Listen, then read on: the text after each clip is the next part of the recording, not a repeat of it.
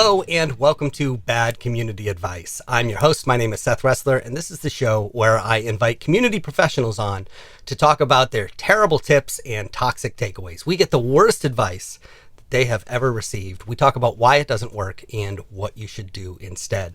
And today, we're going to talk about ROI. This is a really important topic in the world of community building. My guest helps brands engage their customers to increase satisfaction, lower costs, and generate more revenue through the power of community. He's recently worked with companies like Airbnb, DocuSign, Greenhouse, HubSpot, Techstars, and many more. He is also the co-host of a fantastic podcast. I've learned a ton from it. It's called In Before the Lock, as well as the founder of the Community Strategy Academy. Please welcome Brian Oblinger. Hi, Brian. How are you? Hey, Seth. How you doing? Good. Thank you for taking the time. I really appreciate you being here. I have learned so much from you and all the stuff that you put out. You're a regular speaker on the community circuit. You've got a lot of fantastic material out there. So it's so great to be here and get your insight, particularly on this topic, ROI. And we're going to dive into that in just a moment. But before we do, I wanted to ask, I kind of want to level set here because you deal with a lot of enterprise communities, a lot of large organizations, I'm guessing tens of thousands, if not hundreds of thousands of members, probably things that are built on platforms, for example, something like a Gainsight or a Khoros that is really built for that kind of volume. And I imagine that you're usually talking to people who have a title like community manager. They may even have an entire community team. This podcast is not necessarily that audience. This is folks who may not know that there is a job title called community manager. They are very much at the beginning of their community building journey. They may be content creators or event producers thinking about how do I build a community with dozens or hundreds or maybe thousands of people. They may be looking at platforms like Mighty Networks or Circle or Heartbeat or even things like Facebook groups, Discord, Slack, stuff like that. So I wanted to start by asking, to what extent are the principles of community building common, and they don't matter the size? There's certain universal principles, and to what extent are they different? Are there factors that you need to consider where, maybe when you're building a larger community, you're doing something a little bit different than what you might be doing if you're building a smaller community? Yeah, I think it's absolutely a critical point, and I'm glad we're covering it. I would say that maybe 70 to 80% of, best practices or principles, whatever you want to call them, I think travel well across types of communities, industries, verticals, audiences, whatever the cases might be.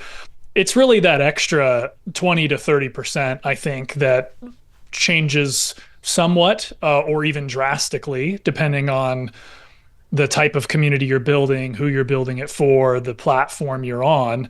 And I often remind people, and I'm glad you called it out, I do work primarily with like enterprise type companies, although I've worked with everything across the board that you could imagine, that it's important to sort of cite where your advice is coming from and who it's for and where it's applicable. Because oftentimes you'll see folks say, oh, well, I did this, in my nonprofit community or my Slack or Discord channel with, 100 people in it. And then the next sentence is like, and this is the only way to build community. And you have to do the same thing in enterprise where there's 500,000 members in the community. And it just couldn't be further from the truth. A lot of those strategies and tactics, don't travel well and aren't really, and the other way too, right? Like a lot of us enterprise folks are like, this is the only way to do it. And, and I think it's important to acknowledge that we use this word community, but that can mean so many different things to different people, which is why in the consulting world, we always use the dreaded phrase, it depends, so much, because it does really depend, what you're trying to do. And you should definitely take all the advice with a grain of salt and make sure it's applicable to your situation before you run off and, do it. One of my biggest questions in this area is, often with smaller communities, we are trying to create a sense of belonging, to facilitate connections between the members. Are you doing that in an enterprise community when you've got that many people? Or is it really just about sort of transactional, knowledge exchange, if you will? Yeah, I think we're always trying to create some sort of, relationships to people, affinity for each other, belonging, whatever terms you want to use. But I think you do it in very different ways. And I think the order of operations is different. So, for example, you're right that in a lot of, let's call them B2B SaaS, kind of support or customer success communities, the transactional learning piece of it, like, hey, I'm here to learn about a product or understand why it's not working the way I think it should, or I want to see if I should even buy this in the first place. Maybe I'm using it as research for a purchasing decision for my company or something. That initial hook, the original reason for people coming, often is a transactional. I'm just looking for an answer to my question, or I'm looking to learn about this, product or service or whatever the case might be. And so we tend to optimize for that a lot, and think about that a lot. And that's what I would kind of call the acquisition, And then once they're there, what you're hoping is that maybe they came to get a really specific technical answer to a technical question, but you're hoping what they find while they're there is, oh, and there's also, a user group meeting near me next week, for example, that I should go to. And oh, and here's where I can put my ideas and, co-collaborate, co-innovate with other people. Those sort of engagement driven things where they start to talk to people like them and understand each other better are often the second thing in the flow, right? And we're really just trying to be as helpful and as useful as we can. And if we do that and we do that well and we help them, then we might have an opportunity to engage them on a deeper level and connect them to other people and those kinds of things. So I think ultimately all communities are, at the end of the day about building relationships and helping people find their people, and all of that. It's just a little bit different depending on, are you doing this because it's a thing you do for passion, or is it a thing you do for work? Kind of changes the calculus a little bit. Yeah. And along the same lines, when I think about building a community, I think what we're really doing is we're creating a space where people can come together, and that space can be online, but it can also be in person. When you're dealing with these enterprise organizations, because some of them do have big events, HubSpot's got a huge conference that they do every year, for example. Where does that fall within the interaction with the community professionals or the community teams? Is that usually part of what they do, or is that a separate thing in your experience? Ever increasingly, it's becoming more a part of what they do. We're seeing a very large return to in-person events, especially as AI sort of changes the nature of what communities are and what their purpose and value is and why people do or don't come to them. Maybe I guess we can talk about this later when we get to predictions, but people are starting to realize that the transactional come and ask your question, get an answer model is changing a little bit, right? It's not dead, it's not over, but it's largely moved to a new interface, which is the chatbot. That's where people are engaging and asking questions and getting answers to those, sort of transactional support queries, if you will. And so the strategy for communities is shifting to be more about the things that AI today can't and probably won't ever replicate, which is in-person meetups or user groups, event driven, whether that's virtual, hybrid, or in-person, expert events, AMAs, like a lot of networking, a lot of those kinds of things, conferences, as you were saying. So you're starting to see that a lot more and more. And I think it's going to be a bigger part of the strategy and more importantly, a skill that community builders have to have going forward.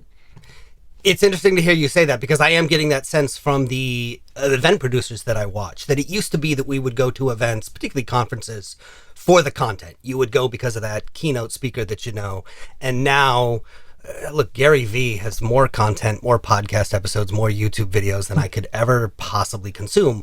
I don't need to take days off of work and fly across the country to go see what Seth Godin's going to say. I am going because of the other people that I know that are going to be there, and I'm looking for time to hang out with them. And I think that is a changing nature of events, and it's interesting to see that happen. You know, you're talking about it both online, but also in-person events as well. So Yeah. Well, I think we're maybe at least we're being more honest about it than we used to be, right? I think we all used to like justify our conference budget or spend as like, I'm gonna go, I'm gonna learn all this stuff, I'm gonna come back a better Brian, and then you get there and you're like, I just want to hang out with my people, So I think that was always the case. Maybe it's changing how we talk about it or how we position it, But I do think that's always the real. That's the real reason that people go to conferences or those kinds of things, whether they know it or not. I think it's a large driver of the attendance is the networking, the seeing old friends, making new friends, connections. Especially in the professional world, right? Like there's so much value to who you know and who they know, and it's basically like buying insurance for the future when you need another job. And who was that lady that I met 3 years ago at that conference in San Francisco? Oh yeah, I'll ping her on LinkedIn and maybe we can talk about opportunities or whatever. So I think yeah, it's probably both. We're being more honest about it. It's also, I think, conference and event organizers are sort of shifting the way they think about events to be a little bit more community networking, connection driven. yeah. It's funny you say that. If there's one piece of advice I could give to my younger self, I would go back right before I went to college, because I thought college was about what you learned and what you knew. And all that's changed because of technology and everything else. And I would have told myself, no, this is about who you know, and you're here to build. I pulled my nephew aside and I told him this. I was like, don't worry about what you learn. Build relationships. Go to parties. That's right? Seth's advice for going to college. Is just forget everything else. Just go to the parties. End of podcast. We're done. There you go. So there's my bad advice. Let's actually get to your bad advice, because I think that this is really important. I asked you for terrible tips that you've gotten, and you said, don't worry about ROI, just keep building. And I know that this is a really important topic among community managers and community professionals, that proving the ROI of the work that they do is often one of the most difficult things that they have to do. You think people should start right from the beginning. Talk a little bit about that. Yeah, so I've gotten this advice myself in the past when I was building communities. I also hear this a lot as a consultant out in the world working with other community builders that are building communities. So what often happens is, especially early in the life cycle of a community, or maybe even before it's built, we go and we build a strategy and we think about what is this community and what's it going to be and what do we need to build and all of that. And the natural sort of, last thing about that is like, okay, well, how are we going to measure? How are we going to know if it's working? And maybe what business goals does that stack up against? Which is always my advice for community builders is, let's make sure that we tie this thing to some sort of meaningful number at your company so that people understand why it's important, why we're investing in it, and critically, why you're here, why they pay you money to do this, somewhat selfishly perhaps. But so you go and you present to executives somewhere in the company and you say, hey, here's our strategy, here's what we're going to do. And then you talk about, and here's our business goals, or here's how we're going to tie it to business goals, and, maybe get some ROI calculations so we know what the value is. And oftentimes, very well-intentioned, very supportive leaders will say, oh, don't worry about that. I know this is going to be valuable. Don't worry about all that measurement stuff, or don't worry about like calculating ROI. It's too early. Just go and build a great community, and like we'll figure out that ROI thing later. And I appreciate this, from those leaders, because it means they believe in community, they have an affinity for it, and they're trying to support what the strategy is, and they're trying to do the right thing. And so I want to make that clear that it's not bad advice from them in that sense. They're trying to be supportive leaders, which I think is fantastic. The challenge with it is that while that may be true today, when we have that conversation today, it probably isn't going to be true in 6 months, or it might not even be true next week, right? Businesses change, priorities shift, budgets move around. Leadership changes. Maybe that leader's gone in 3 months, right? They go get another job somewhere else, and I have a new leader who's less convinced of the value of this thing, or maybe had a bad experience with it somewhere else, or whatever the case is. And what happens is you get questioned, right? Like, hey, justify this. Why are we doing this? What's the point of this? What's the business value? And that usually triggers this huge like freak out is what I call it, where it's like, oh my God, we have to now pivot. Like they need an answer by the end of the week. What's the value or how does this tie to the business goals? And now we have to do this huge scramble and this huge, like we're trying to do data science in like 7 days or 5 days to figure out, how might it be impacting the business, and the answer is not satisfactory, or we can't really get the data in time, or whatever, right? And so it just puts people in this situation where they haven't really measured it. They haven't talked about it internally.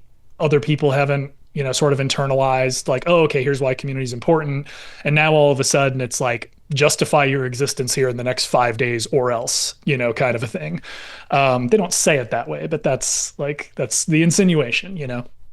And it's just so much better if you had been thinking about that all along and starting the process of getting access to the right data and maybe finding someone internally who's a data curious or a data analyst, and they're helping you, and you kind of have it in your back pocket so that when someone asks, you just go, hey, no problem. Here it is, and here's what the chart looks like, and here's the narrative around it, so that you don't get surprised. And before you even get the question, it's highly likely that somewhere in the company, someone's looking at a spreadsheet of names trying to figure out, who can we lay off, like that's going to be low impact. And in that moment, what you want is for someone to step up and say, hey, well, actually, that person that's doing community, I saw a thing from them 2 or 3 weeks ago at a meeting about how it's really driving engagement and retention and, helping us make money or keep customers happier or reducing our support costs or whatever. Maybe they think twice about it, and then the last bit is when you get to the point that it's time for more money, right? Hey, we need to upgrade our platform. We need to hire somebody. We need bigger budgets for that event program we're trying to do. Instead of the conversation being like, oh, they're asking for more money. Like it's a cost center. We spend a lot of money on this already.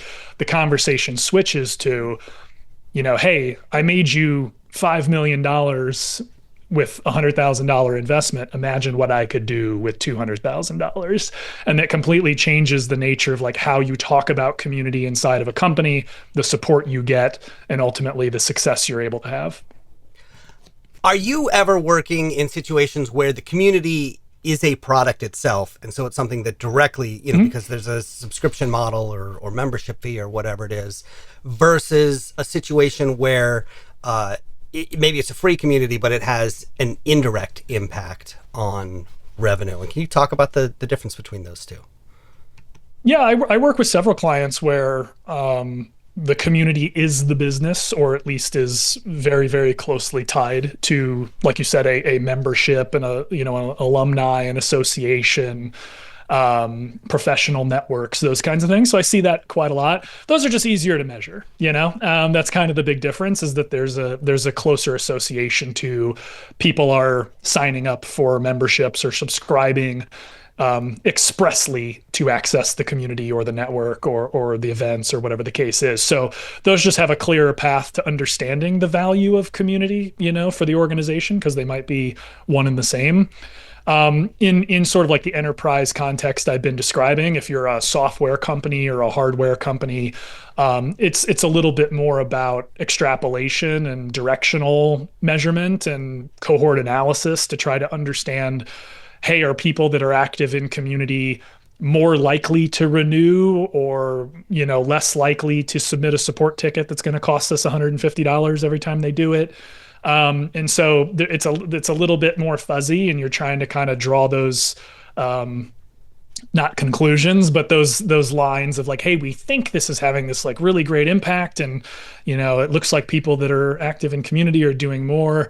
And that's part of the challenge, right, of why this is so hard. It's easy for me to come here and say like, hey, everybody start thinking about ROI on day one and start measuring it. The realities of that inside of companies is much more complex. And so, getting access to the data, having someone who has some analytical capabilities that they can run the numbers and have them be somewhat real.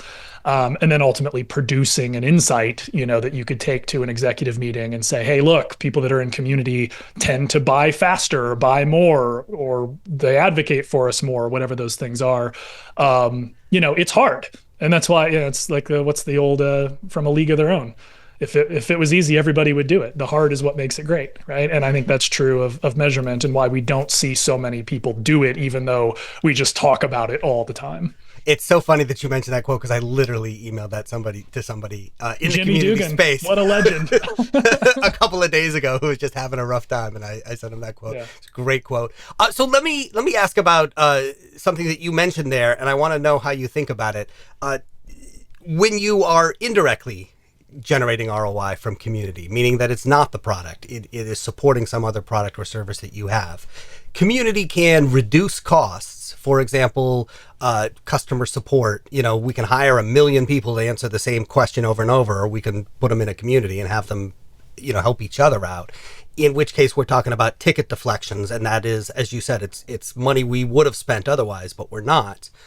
Versus a situation where it's actually about generating revenue. For example, let's say I have a software that has an annual subscription, and we know that when people are in the community, they are better at using the software, and so they're more likely to renew their subscription. How do you think about the difference between community that reduces costs versus community that has an actual impact on the money coming in?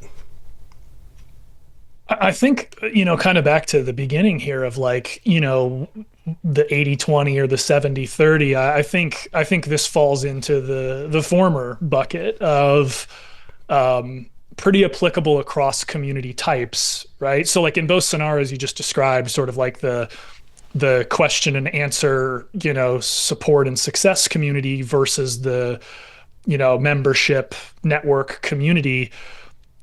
The driver on both of those of like, why do people come and why do they continue coming, is value. And that value is often delivered in the form of content, right? And so in both of those scenarios, your strategy is almost certainly create a bunch of really great content and continue creating a bunch of really great content to keep people interested and excited and feeling like there's a ton of value there, in addition to, the networking, the connection, the belonging part of it.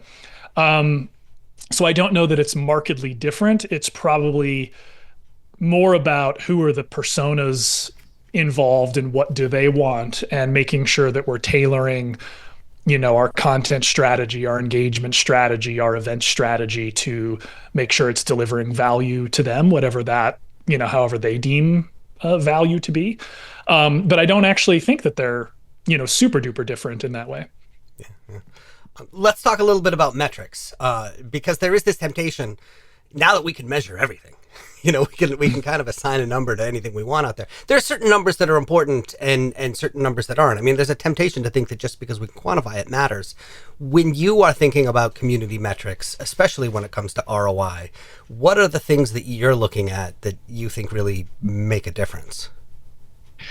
I often talk about measurement in two buckets. Bucket number one is what I call operational metrics. So these are things like page views, unique visitors, number of posts, number of likes, number of replies, thread depth, average time to response, the things that most community platforms are going to give you out of their analytics package. So that's like bucket number one. And I think we shouldn't ignore those. I think they're super important as community builders. That's great information for us to know how what we're doing is working or not, and what we need to change and how we can make it better.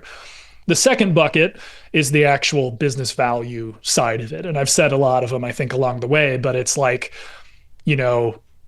how likely is a customer or a user of community or not to be better educated about the product, to purchase faster, purchase more, be happier, request support less often, I should say, have less questions for their customer success manager, buy faster, more stuff, hey, they upgraded, they bought a new thing out of our product because they learned about it at an event or in community. how long do they stay compared to people that don't engage in that way? How happy are they? Do they advocate, for us more? On some of these, or a lot of these, you get into the correlation causation game, of like, well, of course, people who are active in community are going to do all those things. You try to demystify that as best you can. You try to explain to people, hey, this is actually just like the best data that we have. And so, you're right that it's probably not the end all, most ironclad thing in the world, but we're trying to get directionally to some answers here to understand, what the value could be. So in that way, to calculate all of the things in that second bucket, it's not, it's a mixture of data sources. You probably have data from your community platform. You probably have data from your CRM system, could be Salesforce or, something like that. You probably have data from your financial, if it's not the same as your CRM, which sometimes it's not. You might have we need to know which accounts are upgrading or renewing or churning or whatever. So it becomes this data science exercise where you're putting together a bunch of different sources and mixing them together and trying to understand, if they influence each other at all. So those are the core, kind of metrics and questions to ask and the different data sources that you often find in this. Are there any metrics you want to call out as vanity metrics or metrics that maybe don't matter as much as people think they should? Page views, yeah. I mean, other things like that will lead people in the wrong direction.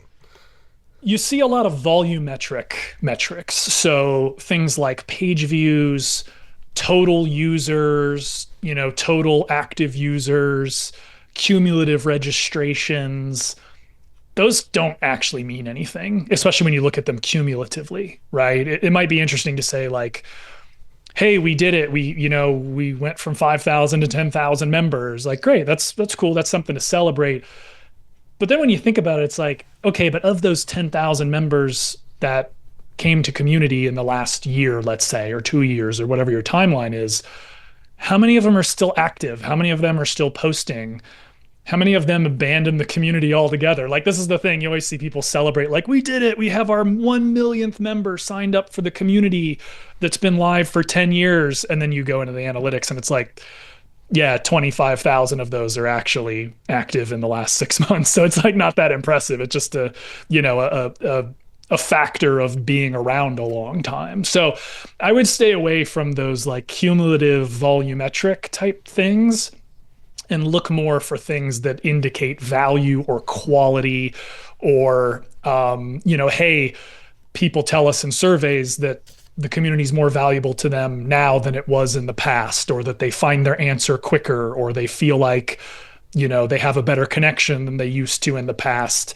That qualitative sort of analytics, I think, is much more important and telling and strategic in the way that it helps you build a better community. Yeah, that makes sense.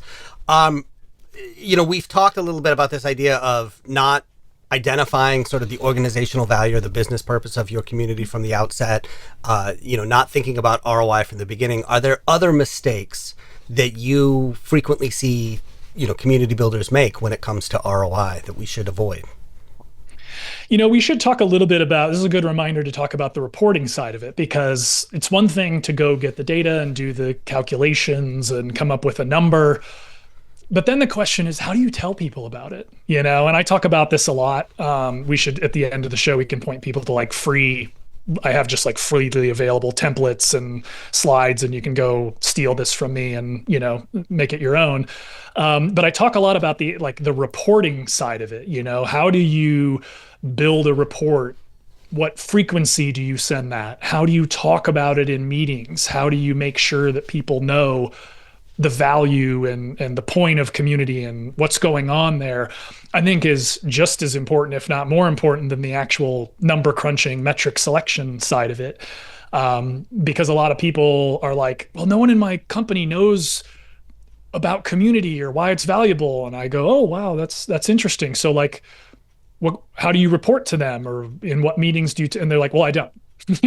I don't talk about it. I don't send a report. I don't flash around any of these metrics. And it's I wonder why no one knows about it. It's crazy, right? So I think it's important to help people understand that you need to contextualize these numbers. You need to build narratives around it. And, first rule of community ROI is you talk about community ROI. When you get a compelling insight or number, you need to make sure that people know about it and have heard about it. And I'm not suggesting that you intentionally be annoying, because that's not a good idea either. But what we know from working inside of companies, all these years, is that people need to hear things several times before they really internalize it and understand it, and maybe could repeat it themselves if they were in a meeting and it came up. If someone said, "Hey, what's going on with that community?" And it's, "Oh, well, I saw the other day," that usually they kind of have to hear things two or three times, if not more. And so you don't want to assume that, like, well, I sent this yearly report about the community, so now everybody knows about it and they have no excuse to not know why it's valuable.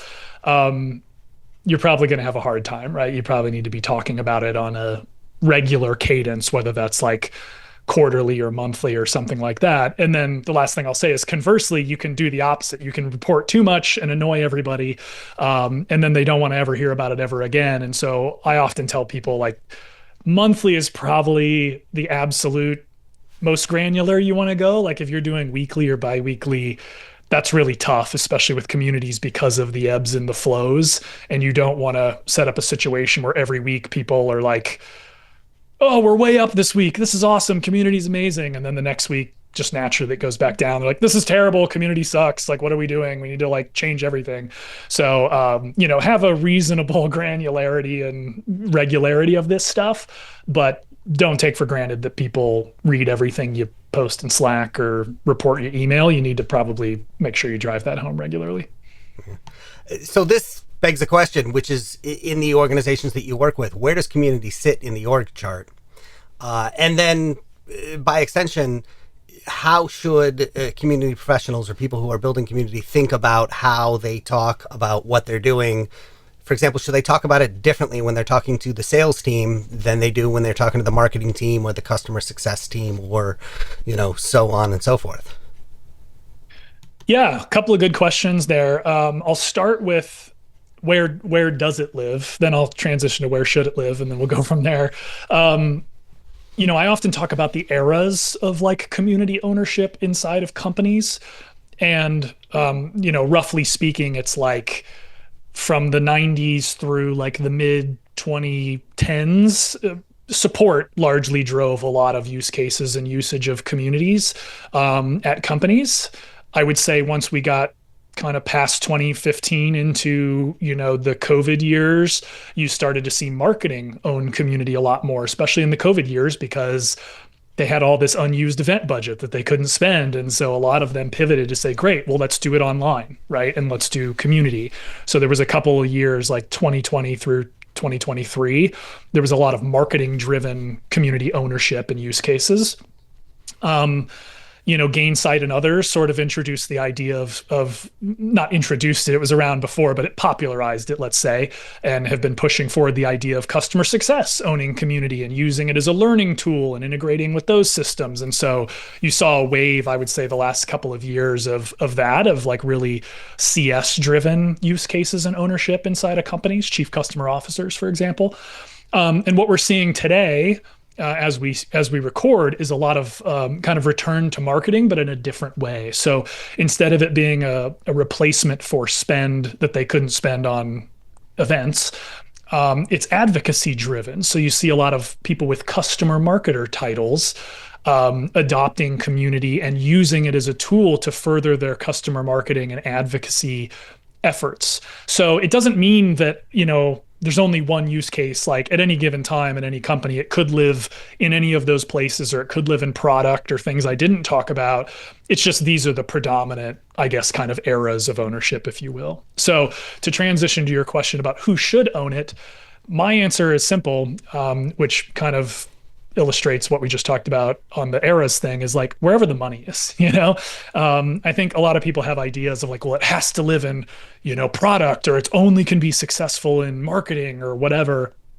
And I just don't think that's true. I think at every company, it's different. Are you a sales driven company? Are you a marketing driven company? Are you a product driven company? Those are the three kinds of companies in the world, really, if you think about it. And so in any given situation, you need to think about, okay, who owns the budget, who's championing this thing, who has the best use case.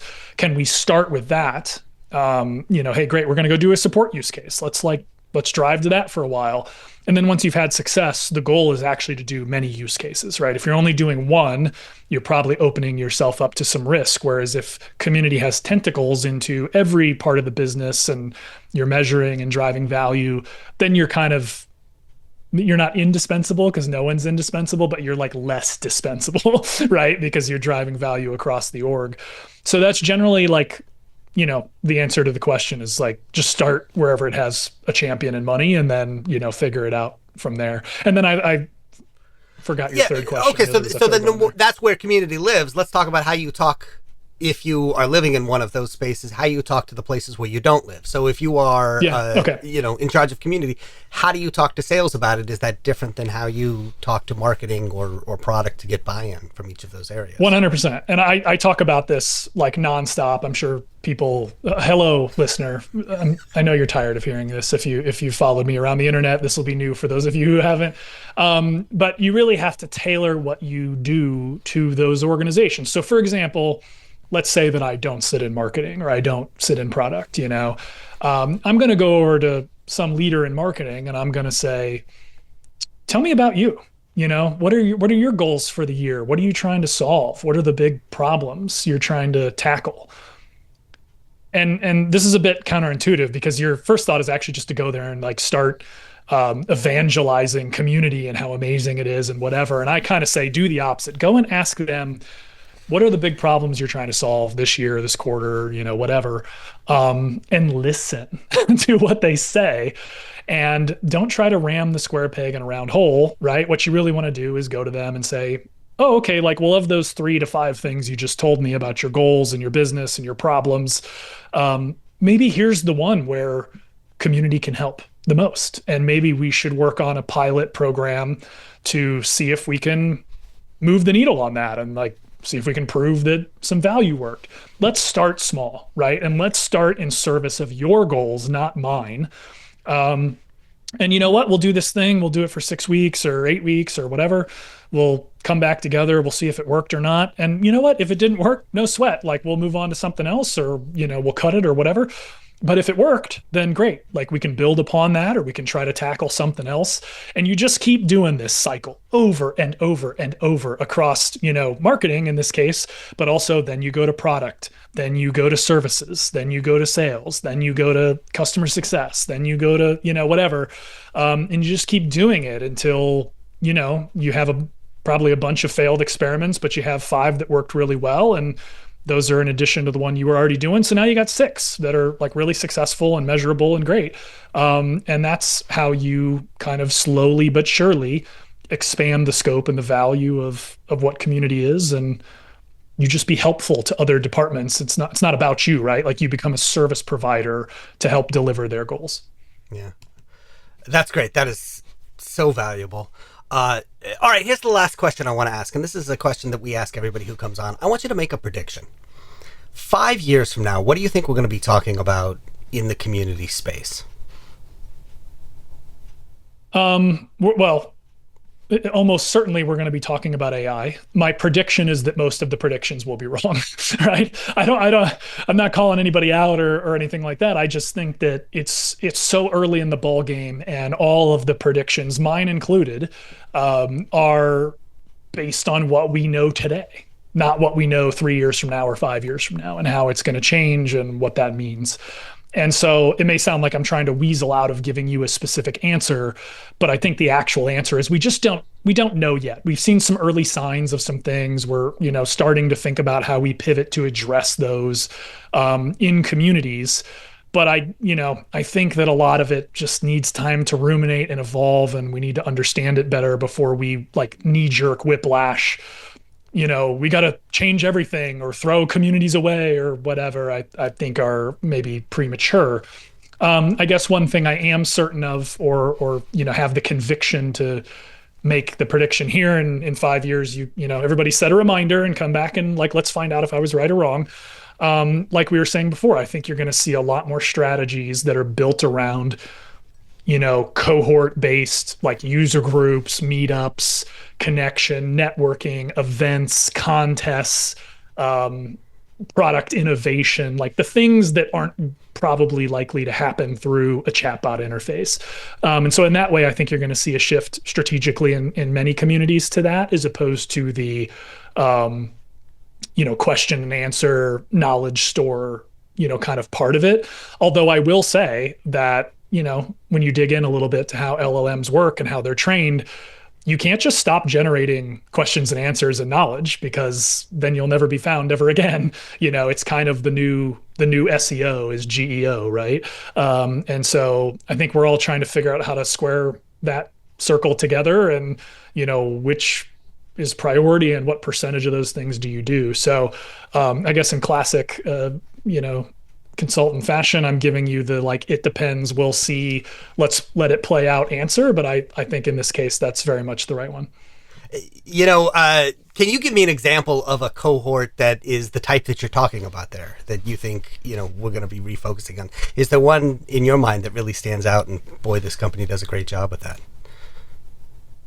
When you say cohort, specify for me, what are you looking for exactly? Like what you were just describing, where it's not just knowledge, but it is bringing people together to work in a particular way. Kind of what you're given. I hear it and I understand what you're saying in theory, but I'm wondering if we have a concrete example to really bring it home. Yeah, I would say any of the advocacy driven type of communities, right? So this would be your Notions, your HubSpot, to some degree, things where it's more about being better at what you do, and talking to your peers and learning through them. So anything that has a peer learning component. I think you're also seeing that as well, that I guess that's a trend that sort of supports this. Is it used to be that support and community were wholly separate things on different platforms, and you're starting to see people say, no, actually, community is learning in a lot of cases, right? It's a different modality. You're not watching a interactive lesson or something, but the act of coming and asking a question or getting an answer is learning. And so people are finally coming around to that, and we're seeing success there. So communities where they've deeply and tightly integrated the learning with community. I know that SAP is on a multi-year journey to do that. You see that a lot with marketplace driven communities. So eBay, Airbnb, Etsy, right? They have a real incentive to get their sellers or their marketplace members together to learn how do I be better? How do I sell more stuff? So I think those are all just good examples of communities that are well down the tracks on this stuff of figuring out what's next. All right. Brian Oblinger, thank you so much. People can find out more at brianoblinger.com. You've got so many great resources across the internet. You're not hard to find, but since this is a podcast, let's talk a little bit about In Before the Lock, because I think this is such a fantastic podcast. Tell us a little bit about it. Yeah, it's a podcast that my friend Erica Cool and I do, or we were doing. We'll do some more probably in the future, but there's 150 episodes or something like that. And many years ago, we just kind of said we want to help people be better at building communities and learning how to do it. And so it's basically just us dumping our brains topically, one episode at a time on specific topics. Completely free. I never asked for anything from anybody. There's no way to pay me for it. It's just, we want you to go there and consume that. And there's templates and tools and resources on the website, ib4tl.fm. And hopefully it just makes everybody out there better community builders, and the high tide rises all boats. Yeah. And what I find fantastic about it is that you're not afraid to get under the hood. I mean, you will get into the details in there. So it is absolutely fantastic.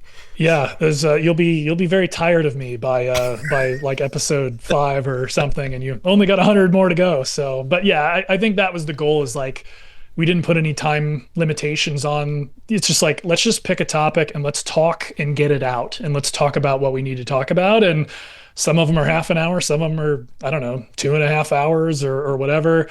But we try to do so with the heart of a teacher, in the sense of it's all about the listener learning and not us flexing or, whatever. It's just how do we really teach you everything that we've ever learned, and also like all the ways we failed at this. Don't be like us. I've failed enough for everybody on the internet at building communities, and my goal is like, I don't want you to do those same things and fall into those same pits. So we talk a lot about we're just like big old failures, but hopefully that's instructive to other people. Well, Brian, thank you so much for the time. This was really valuable, and it's so great to have you here to talk about ROI. I really appreciate it. Thank you. Yeah, thanks for having me. And go out there and calculate, everyone.